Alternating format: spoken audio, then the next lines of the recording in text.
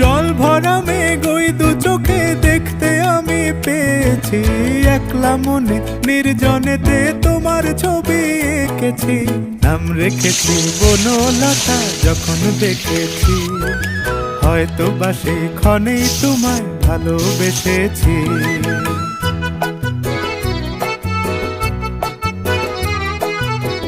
বনলতা কথা হয়ো না গো কুণ্ঠিতা, বনলতা কথা হয়ো না গো কুণ্ঠিতা।